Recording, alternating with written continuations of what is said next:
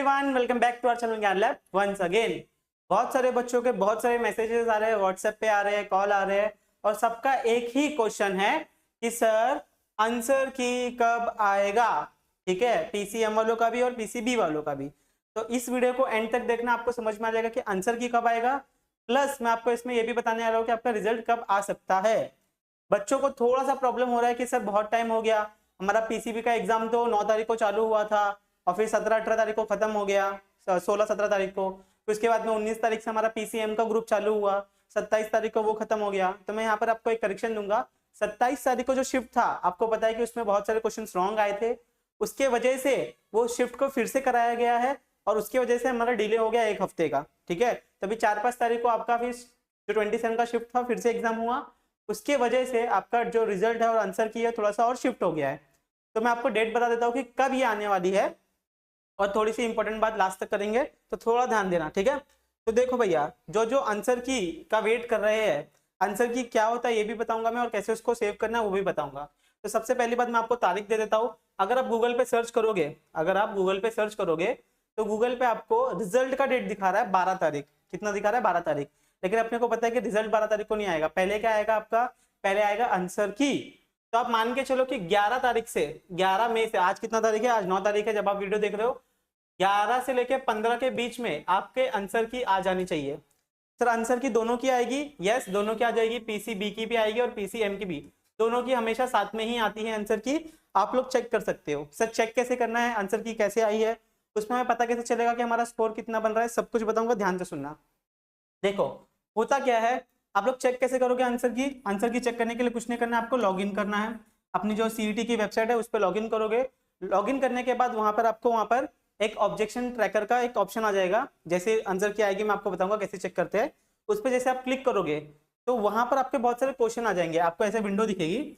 उस विंडो पे यहाँ पर आपका क्वेश्चन का आईडी लिखा होगा और यहाँ पर क्वेश्चन लिखा होगा, 4 ऑप्शन होंगे और आपने कौन सा सिलेक्ट किया है और करेक्ट वाला कौन सा है, ऐसे 2 लिखे होंगे। मतलब यहाँ पर हर एक आंसर के इधर पे आईडी एबीसीडी नहीं लिखा होगा, ऑप्शन के आगे कुछ नंबर लिखे होंगे। ठीक है, वो नंबर आपको मैच करना है, आपने कौन सा ऑप्शन सिलेक्ट किया था और करेक्ट कौन सा है, ऐसे आपको कैलकुलेट करना पड़ेगा। ठीक है, पहले आप इस आंसर की को डाउनलोड कर सकते थे, ठीक है, लेकिन अब आप इस आंसर की को डाउनलोड नहीं कर सकते। आपको सिर्फ 2 दिन मिलेगा। कितना दिन मिलेगा? 2 दिन। ठीक है, 2 डेज मिलेंगे आपको इस आंसर की को देखने के लिए। इसके बाद ये आंसर की गायब हो जाती है, फिर इसको आप लोग फिर से एक्सेस नहीं कर सकते। तो मैं सारे स्टूडेंट को क्या बोलता हूँ कि अपने मोबाइल पे लॉगिन करो। लॉगिन करने के बाद सेम स्टेप, लॉगिन करने के बाद ऑब्जेक्शन ट्रैकर के ऊपर क्लिक करो, आपको फिर से आपका पीडीएफ ओपन हो जाएगा।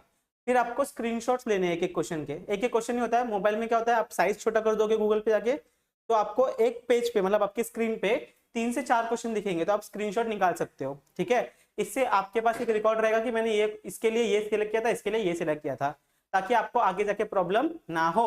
ठीक है, और अगर आपको पता है कि बहुत सारे क्वेश्चन रॉन्ग होते हैं सीईटी वालों के, तो आप लोग उसके लिए रेज भी कर सकते हो। इस क्वेश्चन के बाजू में यहाँ पर एक बटन होगा, ठीक है, रेज क्या होगा, रेज कंप्लेंट या फिर रेज ऑब्जेक्शन।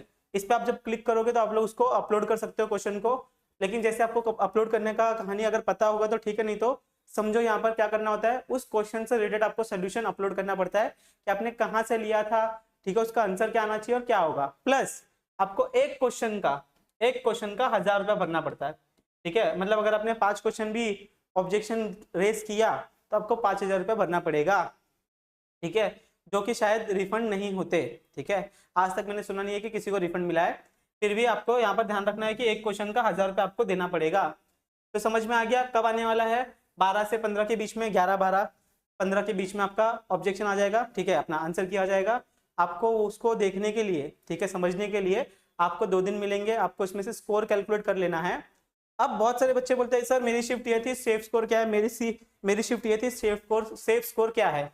दोनों के लिए मैं सेफ स्कोर बता देता हूँ। ठीक है, पीसीबी वालों के लिए भी बता देता हूँ और पीसीएम वालों के लिए भी बता देता हूँ। ध्यान से सुनना बच्चों, पीसीबी वालों के लिए जो फार्मेसी करना चाहते हैं, एग्रीकल्चर करना चाहते हैं, उनके लिए अगर आपको गवर्नमेंट कॉलेज चाहिए तो आप मान के चलो कि आपके 140 प्लस मार्क्स आने चाहिए। ठीक है, इससे प्लस जितना भी होगा उतना अच्छा है। ठीक है, तो आपके गवर्नमेंट कॉलेज मिलने के चांसेस बहुत बहुत बहुत ज्यादा है, डिपेंडिंग अपॉन शिफ्ट। हाँ, शिफ्ट के ऊपर भी डिपेंड करता है।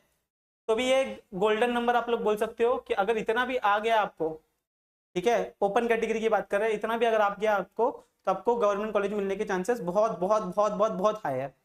पीसीएम वालों के लिए सेम 145 से 150 मार्क्स, अगर इतना आता है या इससे ज्यादा आता है। कुछ शिफ्ट ऐसी भी होगी जहां पर 130 भी बहुत अच्छा स्कोर है, तो शिफ्ट के हिसाब से 130, 140, 150 अगर इतना स्कोर आपका बन रहा है तो आपको आराम से गवर्नमेंट कॉलेज में अपनी अच्छी सीट मिल जाएगी। ठीक है, आप टॉप रैंक्स में आओगे अगर आपका इतना स्कोर बन रहा है तो 200 में से, कितने में से 200 में से।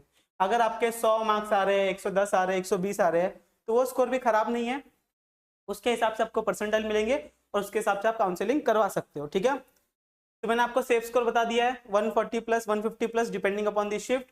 पीसीएम वालों के लिए भी 130 प्लस 140 प्लस सेफ स्कोर है, इससे आपको गवर्नमेंट कॉलेज मिल जाएगा। ठीक है, अब डिपेंडिंग अपॉन शिफ्ट, मैं बार बार बोल रहा हूँ कि शिफ्ट बहुत इंपॉर्टेंट है। अब मुझे यहाँ पर कुछ बच्चे बोलेंगे सर नर्सिंग का बता दो। नर्सिंग का तो हमारा 6, 7, 8 को हुआ था एग्जाम, 7 तारीख और 8 तारीख को हुआ था, अभी तक उसका खाली आंसर किया आ गया है, रिजल्ट कब आएगा। तो नर्सिंग का रिजल्ट बहुत जल्दी आने वाला है। अगर आप लोग अभी लॉगिन करके देखोगे हमारी वेबसाइट पे, ठीक है मैं आपको दिखा देता हूँ। अगर आप लोग वेबसाइट पे लॉगिन करके देखोगे तो यहाँ पर देखो, ये अपनी वेबसाइट है, यहाँ पर हमारे पास एक नोटिस आ गया है नर्सिंग को लेकर। यहाँ पर देखो, document on normalization for MH nursing, कब आया था? ये 6 तारीख को आया था। अब ये डॉक्यूमेंट में क्या है? डॉक्यूमेंट में कुछ नहीं है, डॉक्यूमेंट में नॉर्मलाइजेशन के रूल बताए गए हैं। सर ये क्या होता है नॉर्मलाइजेशन का रूल? सुनो, नॉर्मलाइजेशन मतलब आपको पता है कि अलग अलग शिफ्ट हुई थी, अलग अलग शिफ्ट का अलग अलग डिफिकल्टी लेवल होता है, तो उसके हिसाब से क्या होता है, कुछ बच्चों का कम आता है, कुछ बच्चों को ज्यादा आता है। तो जो हार्ड पेपर होगा शिफ्ट का, तो उसके कम मार्क्स पे भी हाई परसेंटाइल मिलेंगे, और जो इजी होता है उसके हाई मार्क्स पे भी कम परसेंटाइल मिलते हैं। तो सब बैलेंस करके आपको बताया जाता है, वो सब यहाँ पर आपको रूल दिया है। आपको कुछ समझ में नहीं आएगा, अगर आप देख सकते हो तो देख लो, आपको ज्यादा यूज नहीं है, फिर मैंने आपको बता दिया। तो रिजल्ट कब तक आएगा? तो मेरे हिसाब से 12 तारीख तक आपका रिजल्ट आ जाना चाहिए नर्सिंग के लिए। कब तक आना चाहिए सर? नर्सिंग के लिए 12 तारीख तक आपका रिजल्ट आ जाना चाहिए। ठीक है, एक मिनट रुको, देखते हैं इसको, लिख देता हूं मैं। ठीक है, तो नर्सिंग वालों के लिए 12 तारीख मान के चलो, आप 12 तारीख से पहले आ जाना चाहिए, लेकिन फिर भी 12 से 15 के बीच में आप पकड़ के चलो कि आपका रिजल्ट आ जाएगा। तो उसके बाद में आपकी काउंसलिंग स्टार्ट हो जाएगी। ठीक है, आप लोग को मैं फिर से बोल रहा हूँ कि डॉक्यूमेंट अगर नहीं बनाए तो डॉक्यूमेंट बना के रख लो बच्चों। आपको डिस्क्रिप्शन में लिंक दे दूंगा कि कौन कौन से डॉक्यूमेंट्स आपको लगने वाले हैं, ताकि आपको आगे जाके प्रॉब्लम ना हो। ठीक है, क्योंकि डॉक्यूमेंट की वजह से बहुत सारे बच्चों का 1 साल वेस्ट हुआ है, साल भर। ठीक है, तो मैं फिर से रिपीट कर देता हूँ, हम लोग ने क्या क्या देखा है। हम लोग ने यहाँ पर डिस्कशन किया है कि कब आने वाला है आंसर की, तो 11 से 15 के बीच में आप लोग आंसर की एक्सपेक्ट कर सकते हो। लॉगिन करके आपको डायरेक्ट देखना होता है, आप डाउनलोड नहीं कर सकते, तो आपको स्क्रीनशॉट लेके रखना पड़ेगा। आप मार्क्स कैलकुलेट करो, मार्क्स कैलकुलेट करने के बाद अपने को पता चल जाएगा। एक सेफ स्कोर में आपको आइडिया दे रहा हूँ कि 140, 130, 150 मार्क्स आपका आराम से आपको गवर्नमेंट कॉलेज मिल जाएगा। पीसीएम वालों के लिए भी सेम, अगर शिफ्ट बहुत हार्ड है तो 130, और अगर शिफ्ट मॉडरेट है तो 145, 150, 160, ये तो फिर टॉप में आ जाओगे आप। ठीक है, तो आपको गवर्नमेंट कॉलेज आग बंद करके मिल जाएगा। ठीक है, नर्सिंग वालों का रिजल्ट कब आएगा? नर्सिंग वालों के लिए डायरेक्ट रिजल्ट है, तो उनका रिजल्ट आप लोग 12 से 15 के बीच में एक्सपेक्ट कर सकते हो। शायद और जल्दी आ सकता है, शायद थोड़ा और लेट हो सकता है।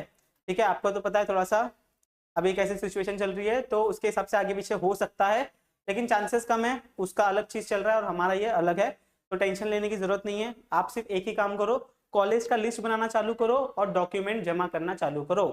ठीक है, डॉक्यूमेंट एक बार आ गया हाथ में तो फिर आप लोग को टेंशन नहीं होगा फ्यूचर में। ठीक है, बाकी इस वीडियो को यहीं पे समाप्त करते हैं। वीडियो अच्छी लगी तो वीडियो को लाइक कर देना, अपने फ्रेंड्स के साथ शेयर कर देना। मिलते हैं next time, bye everyone, take care, bye bye.